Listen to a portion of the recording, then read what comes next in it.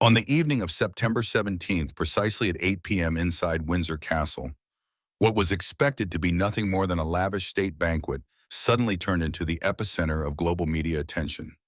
Amid glittering chandeliers and extravagant gowns, Princess Catherine appeared wearing the Merry Lover's Knot tiara, the very symbol forever associated with Princess Diana.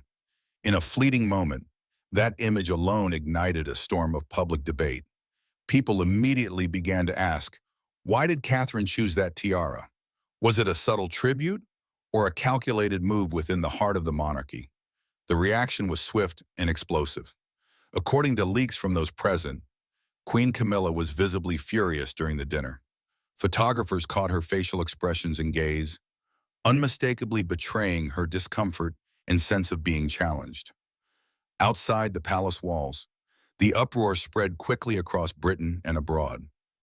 The press wasted no time drawing comparisons between Catherine and Diana, reviving the memory of the people's princess and posing an uncomfortable question.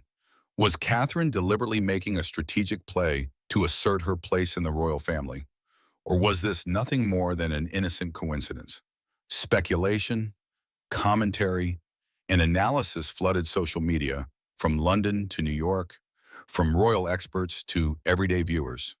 Every photograph, every detail of how Catherine wore the tiara was dissected with scrutiny. And amid the noise, the question remained, did Camilla truly feel threatened? Or was this just another fleeting gust in a royal life already defined by protocol and intrigue? Earlier that evening, at exactly 7:45 p.m., Windsor Castle was glowing under the brilliance of hundreds of chandeliers, their light dancing against the centuries-old stone walls. The banquet was about to begin, its guest list glittering with the international dignitaries, top statesmen, and diplomatic heavyweights. The presence of President Trump and First Lady Melania only heightened the air of grandeur and tension. Every eye was trained on the royals, for at Windsor, even the smallest gesture can ripple into global headlines. And then Catherine entered, her graceful stride, her poised aura. She instantly commanded the room. Wearing a tailored gown that flattered her silhouette, paired with understated yet elegant makeup, she embodied the refined beauty long associated with her. But it was the Merry Lover's Knot tiara that left the room spellbound, a piece tied so deeply to Princess Diana, who once brought unparalleled radiance to the monarchy. This tiara was no mere ornament, it was history, sentiment, and symbolism woven into diamonds and pearls. As the chandelier light reflected across its intricate design, Catherine's face seemed to shine like a living emblem of Britain's royal legacy. Instantly, all eyes converged on her. The international guests, seasoned as they were in luxury and state pomp, could not help but murmur their admiration. Whispers and glances spread like fire across the hall. Yet it was more than beauty or splendor. Her choice of tiara carried symbolic weight that struck at the very core of the monarchy. Everyone knew this was no casual decision. It was both a tribute to royal heritage and a subtle declaration of Catherine's role in the palace, particularly in contrast to Camilla's uneasy position.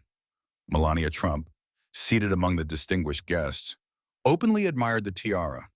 Her words, delivered with polished grace, praised its flawless craftsmanship and exquisite detail.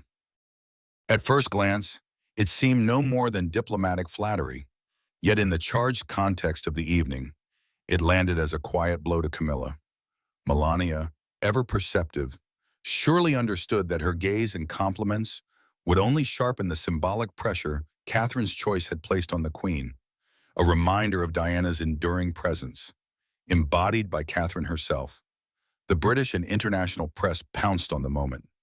Photographs of Catherine in the Merry Lover's Knot tiara flooded front pages, news broadcasts, and social media feeds.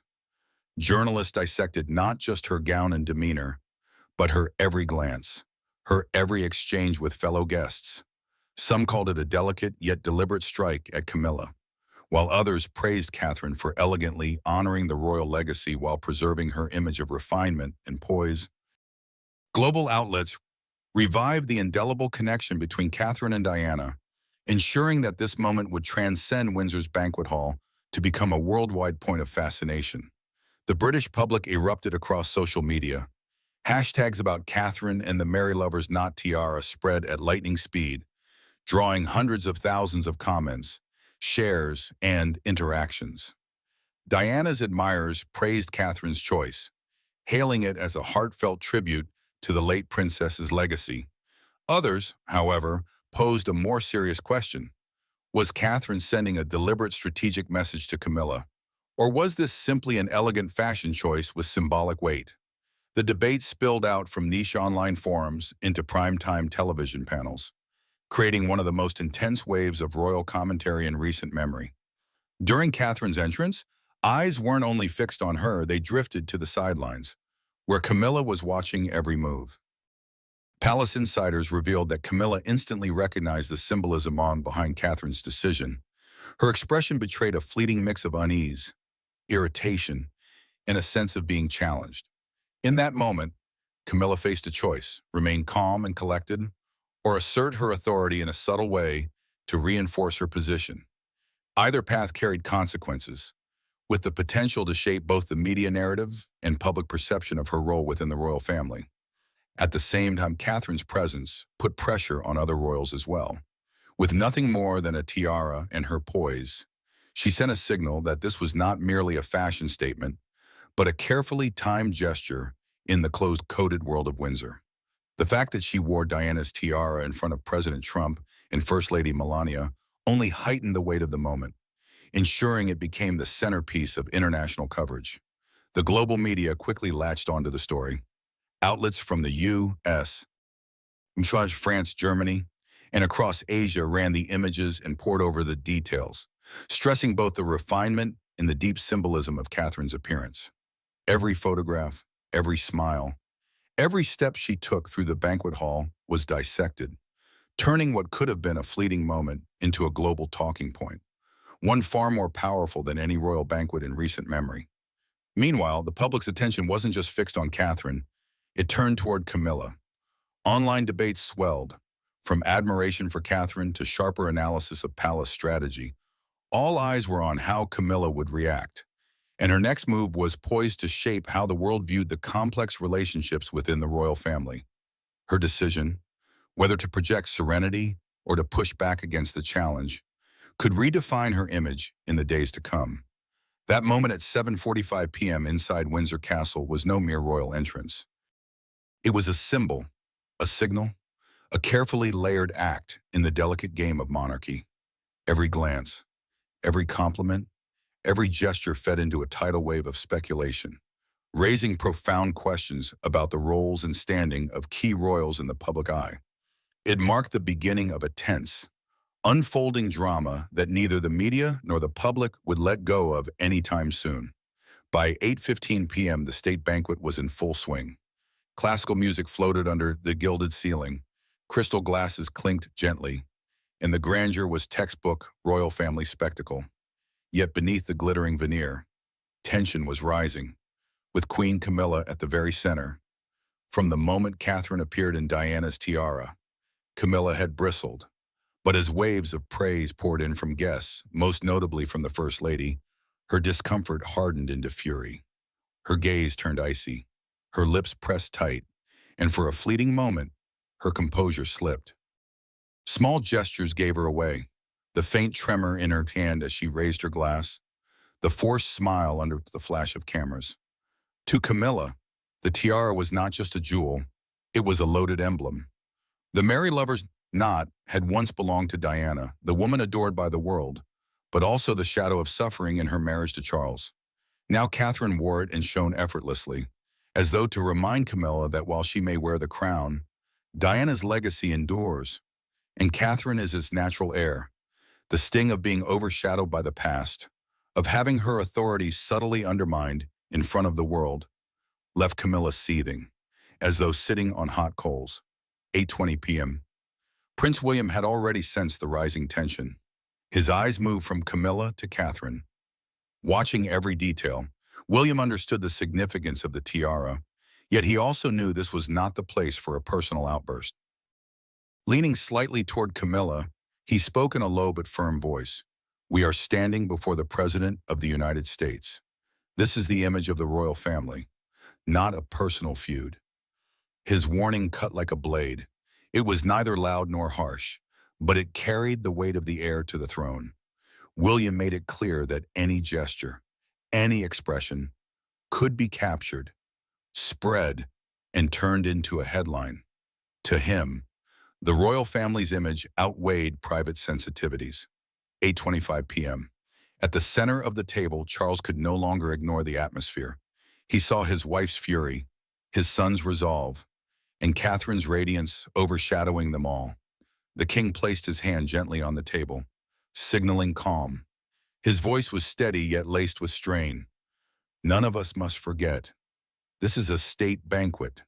Every lens is on the royal family. Keep up appearances first. Everything else can wait. It sounded less like advice than an order. A reminder and a warning that the smallest slip could erupt into an international scandal.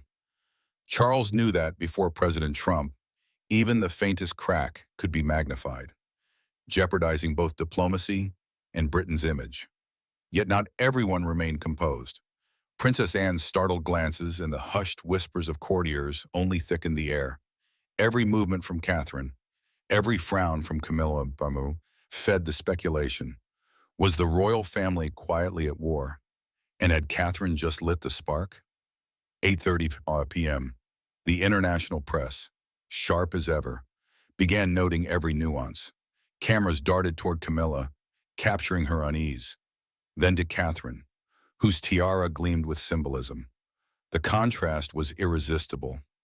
Diana's tragic yet glorious legacy embodied in one, and a reigning queen consort overshadowed by it. 8:35 p.m. Social media exploded. Images spread within minutes. The public saw not just Catherine's brilliance, but also Camilla's strain, William's sternness, and Charles's hesitation. Hashtags about the merry lovers not tiara shot to the top of trending lists. Thousands praised Catherine for honoring Diana, while others wondered if it was a deliberate challenge to Camilla. 8:40 p.m. Compliments poured toward Catherine, fueling the fire burning inside Camilla.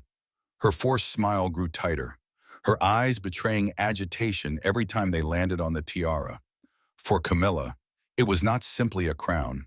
It was a reminder that even as queen, she could never escape Diana's shadow, now carried forward, boldly, by Catherine. 8:45 p.m. The banquet sparkled on, yet the royal family quivered beneath the surface. Catherine shone. Camilla seethed. William cautioned. Charles strained. Divisions whispered through glances and murmurs. Outside, the media and the public were ready to erupt at the slightest leak. Would Camilla swallow her pride, or strike back to reassert her place? One thing was certain. The world would not look away, and the international press was poised to turn Windsor's glittering banquet into the stage of a hidden royal battleground. 9:00 p.m., September 17th. As crystal glasses still glittered under Windsor's chandeliers, a storm gathered outside. No longer just sideway glances and whispers. It had become global attention, amplified by headlines and broadcasts. 9:05 p.m. CNN led the charge, showcasing Catherine resplendent in the Merry Lover's knot.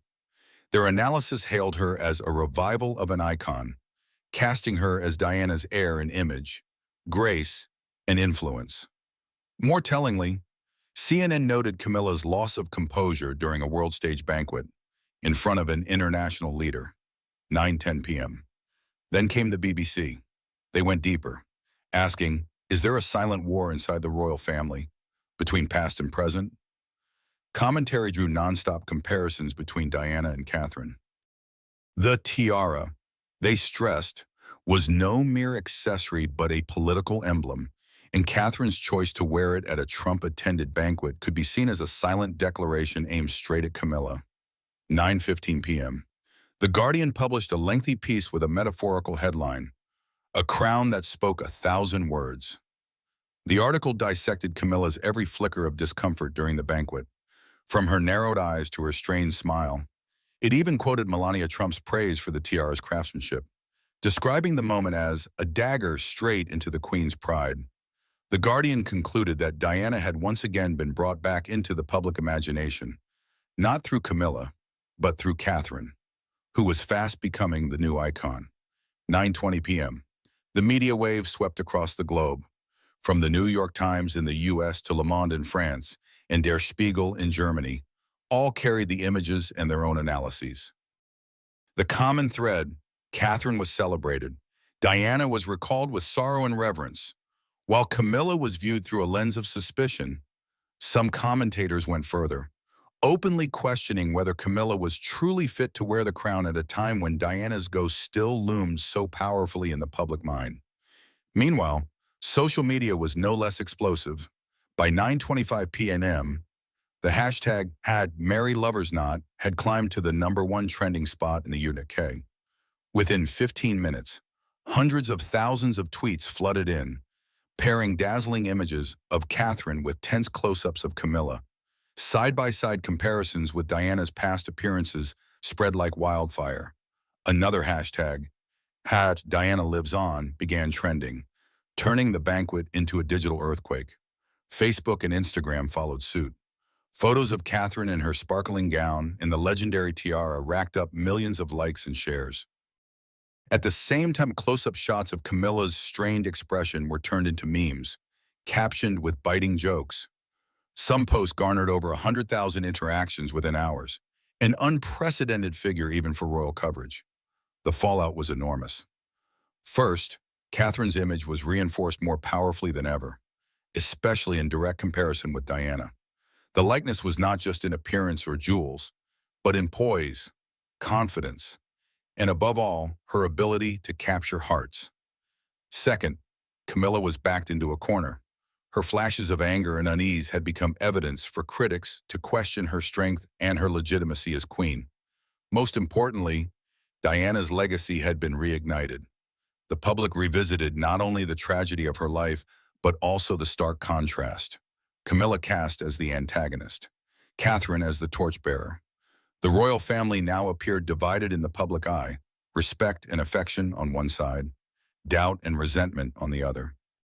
In less than 30 minutes, a banquet meant to project the royal family's prestige before the world had spiraled into a full-blown image crisis. From mainstream media to social networks, no detail went unnoticed. Every gesture was magnified, dissected, and broadcast. 9:30 p.m. While Windsor's chandeliers still glittered, public opinion outside had reached a fever pitch. Camilla knew silence was no longer an option. She faced a stark choice: retreat quietly before Catherine's rising image, or strike back to assert her role as queen. Inside the hall, an eerie atmosphere took hold. The clink of cutlery and the strains of background music seemed only to mask an undeniable truth. The royal family had just endured one of its most dramatic nights in memory. After minutes of forcing a smile, Camilla could no longer hold on. Her face hardened, her eyes rimmed red, her breath uneven. Without a word, she rose from her seat. What seemed a small gesture instantly froze the room. At a state banquet, where every move carries diplomatic weight, a senior royal walking out was nothing short of shocking. Charles reached out a hand, but Camilla pressed forward, her heels striking the marble floor with a heavy echo. William turned away, his expression a flicker of anger and disappointment. Catherine held her serene smile, though few doubted she sensed a private victory in that moment. International guests, including President Trump and First Lady Melania, watched with thinly veiled curiosity. To them, this was no longer mere protocol, but a family drama played out on a political stage. The great doors opened, and Camilla strode into Windsor's vast corridor. Cameras snapped in an instant, capturing her figure disappearing into the golden light. That image became the symbol of a defeat in a bitter, silent battle. The press wasted no time. The BBC ran the headline: Camilla leaves state banquet amid tensions with Catherine. CNN scrolled with, Diana's tiara returns, royals face turmoil. The Guardian declared, a night history will remember. On social media, the event exploded. Turkish hashtags, hashtag Catherine vs. Camilla and #MarryLoversNot shot to the top of the global trending list within hours. The public quickly split into two camps, one praising Catherine for her poise and for evoking memories of Diana, the other criticizing her for a lack of tact, accusing her of putting the royal family in a difficult position. But no matter the side, everyone seemed to agree on one thing. Camilla had lost the game of power that night. Camilla's early departure was more than just a personal gesture. It was a reflection of her helplessness in the face of public scrutiny, of the pain that came with constant comparisons, and above all, of her fear of losing the crown she had spent a lifetime pursuing. Some insiders even revealed that after leaving the hall, she went straight to her private car, refusing all counsel, and returned directly to her bolt hole, the secluded space she has long considered her refuge. The night closed with a striking image. Catherine remained, radiant and smiling gracefully at William's side before an international audience, while Camilla slipped out of the palace alone into the night, leaving behind the glitter, the power, and the unblinking eyes of the world. For the public, it was a victory for Diana's memory and for Catherine, who many now see as carrying her spirit forward. For the royal family, it marked yet another fracture in an already fragile unity. For Camilla, it was a bitter personal defeat, a reminder that the crown on her head has never truly been accepted in the hearts of the British people. The Windsor state banquet of September 17th came to an end, but its echoes lingered across Britain and beyond. It all began the moment Catherine appeared under the dazzling lights wearing the Merry Lover's Knot tiara, the eternal emblem of Princess Diana. In that instant, the hall seemed to stop breathing. What seemed like a simple choice of jewelry set off a chain reaction of extraordinary proportions. Camilla, long sensitive to comparisons with Diana, could not conceal her anger.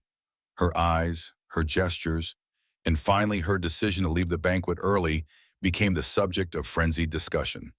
Tensions within the royal family were inevitable. William issued a stern warning. Charles was forced to intervene to save face before President Trump. Every glance, every movement, every whispered word was dissected by the press, serving as proof that the cracks within the monarchy were deepening. Public and international media erupted. CNN, BBC, and The Guardian all pushed breaking headlines, while social platforms caught fire with hashtags and heated debates. For many, Catherine had proven her mettle and rekindled Diana's memory. For others, the episode showed a dangerous lack of tact, thrusting the royal family into a storm of scrutiny. Clearly, this was never just a fashion moment. It laid bare hidden power struggles, long-suppressed emotions, and the complicated legacy the royal family still carries. The question now, how will Camilla respond in the coming days? And will Catherine continue to stir the waters, carving out her place as the heir to Diana's spirit in the public eye? And what about you? Do you think Camilla is merely a victim of misunderstanding? Or is Catherine carefully building a strategy to claim influence within the royal family? Share your thoughts below and join the conversation about this royal drama shaking Britain to its core.